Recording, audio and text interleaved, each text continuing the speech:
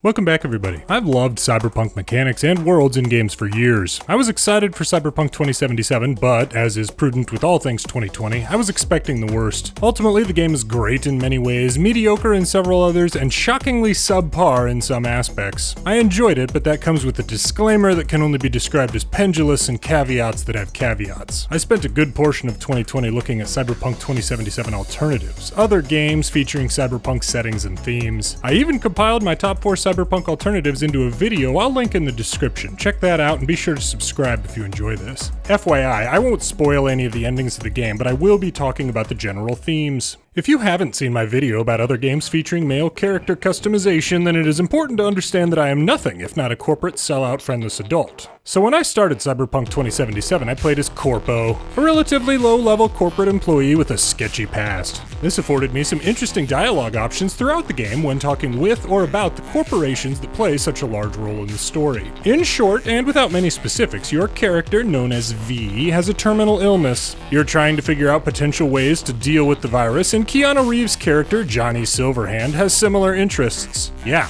so it's not a particularly happy premise, just FYI. My approach to the game? I wanted to use corporate technology to try and fix things and befriend Johnny Silverhand, who hates the relevant company. It was a lot like being at a holiday dinner when your ridiculous relative starts talking about something divisive, such as politics, gambling, or arguing that the live-action Clifford the Big Red Dog looks just fine. I won't go into spoilers, but suffice it to say there are multiple endings that all involve differing decisions and approaches throughout the story, so my thoughts on my story are going to be pretty unique to me. Any discussion of decisions or substantive quests may be wholly irrelevant to your experience. With that said, in hindsight, I wish I would have done things differently in my playthrough. Even if I go back and play through again or load up a save before the very clear point of no return notice the game gives you, my first thought when considering the game's ending will always be disappointment. In 2020, I don't like that. To be clear, I don't begrudge the game for allowing me to reach a disappointing ending.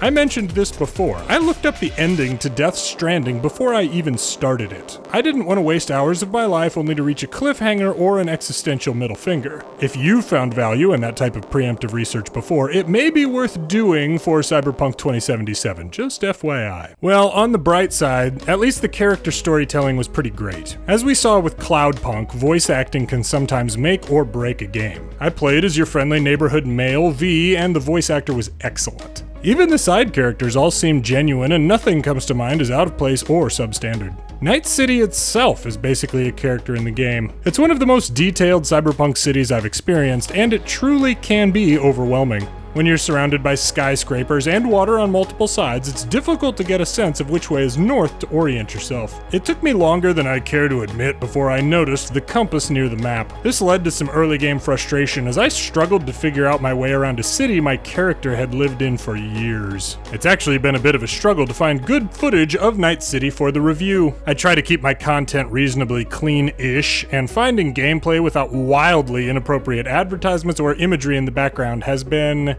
difficult. Even one of the final meetings where life and death decisions are to be made featured a ridiculous advertisement just behind the character's head. I get what they were trying to do with advertising to the extreme, but they probably overdid it. This is not a game for kids, and I'm not one to circle the wagons to protect the children or anything like that, but this is on a whole different level. I'm surprised some of this stuff didn't earn the game a higher ESRB rating. Plus, almost all the ads feature naked, scantily clad, or suggestively posed women. However, the advertisers are really missing the female buyers here. I can't recall many ads with beefy dudes trying to appeal to the female purchasers. Misogynistic advertising tendencies in a cyberpunk dystopia? Perish the thought. Much of the background and information about the city, world, and relevant characters are hidden away in memory chips for you to find and read. In my short playthrough, I found around 19 kabillion of them, each of which I would have to read one by one in a menu.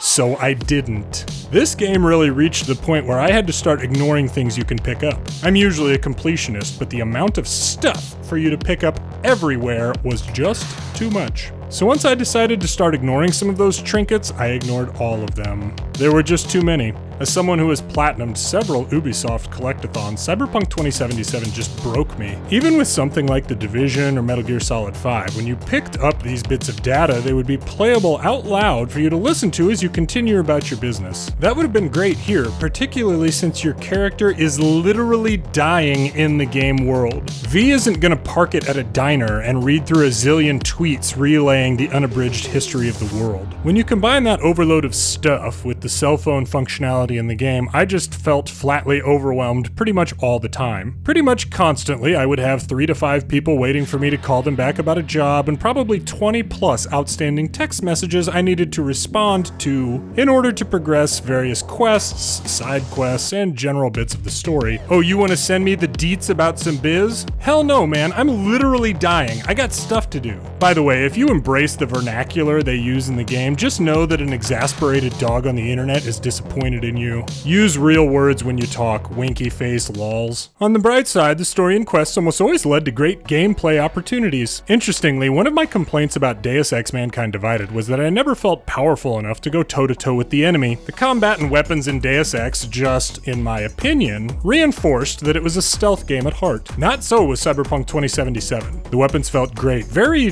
Destiny-esque in a lot of ways, and the powers weren't just focused on stealth and hacking. FYI, I was playing on PC, but I used my PlayStation 4 controller. Cyberpunk 2077 has a gear, weapon, and weapon modification system that reminded me a lot of The Division, of all things. You collect guns, attachments, clothes, armor, etc., and then can choose to break down or sell whatever you don't want. If you break something down, you're given components to upgrade your gear or build new ones from blueprints you can buy at shops. The cybernetic upgrade system, on the other hand, involves bits of tech you can find or purchase throughout the game world that afford you various new skills, attributes, or opportunities for violence. Nothing too revolutionary, but the greater balance between gunplay and tech play was sincerely appreciated. After playing around 30 Cyberpunk games this year, nearly all of which encouraged or required stealth, in Cyberpunk 2077, I often went with the brute force approach that's ever so popular in America. FYI, I mainlined the story and did maybe 10 to 15 side quests. I completed the game on normal difficulty at level 19 in about 21 hours. I never really needed to grind or fundamentally reconsider my implants, perks, or traits to overcome some mission.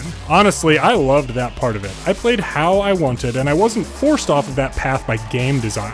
That was excellent. I will say that it was pretty easy. If you're looking for a challenge, consider starting a step above the normal difficulty. On the topic of tech, various parts of the game require you to essentially jump into someone's memory and search for clues. I cannot express how much I disliked these sections. One of them was the most bugged area of the game for me. It was like I was simultaneously in the dream world and yet still walking around the regular game world too. So when I would try and interact with objects in the already disorienting dream world, I would also be interacting with a character in the real world and dialogue would loop. So that was just a technical glitch, no problem, they'll get that sorted out. But even when working as intended, the dream world thing was not enjoyable for me. You have 3 different sensor modes to use and you rewind, play, and fast forward the dream like a video. So you end up watching the thing at least 3 times, once with each sensor type, and then you need to be searching around the room depending on where the dreamer is physically located. It was just tedious, particularly since the visuals in these areas are intentionally voxelated, I suppose, and frankly, just not pretty. Not much of the game overstayed its welcome, but those sections did. If I could wholly turn them off, I would. Speaking of turning things off, much of the discussion about Cyberpunk 2077 has been about various technical issues. I played on PC using an AMD 7 chipset and a mid-range graphics card. It ran flawlessly throughout. However, it does default to having a film grain filter on, and I understand why. The colors and action, it's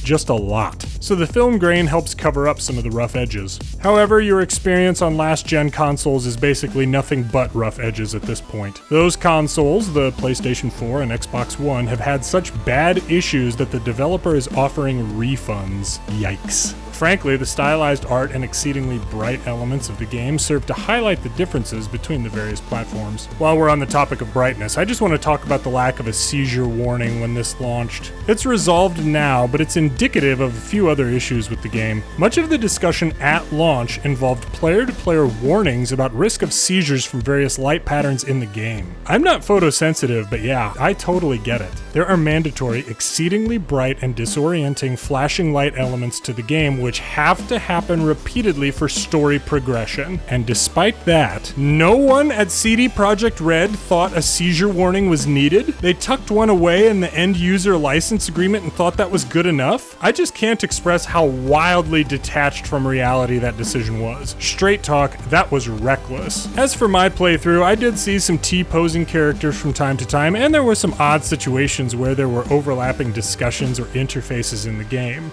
I was able to manage it, but don't expect a silky smooth experience, not just yet. And that's the real shame here. It's probably worth waiting another 6 months or a year for the game to be polished up a bit. The good news is, this developer has proven long-term dedication to their games in the past, so this should be no different. All in all, I enjoyed Cyberpunk 2077, but I didn't love it. Even before I got to my disappointing ending, the game had just worn me out. I never felt immersed in Night City the way I have in cities and other open-world games. It was a never-ending to-do list. Now that might sound appealing to you, and, to be clear, it sounded appealing to me too. I usually love these types of games, but this was just too much. Thanks for watching.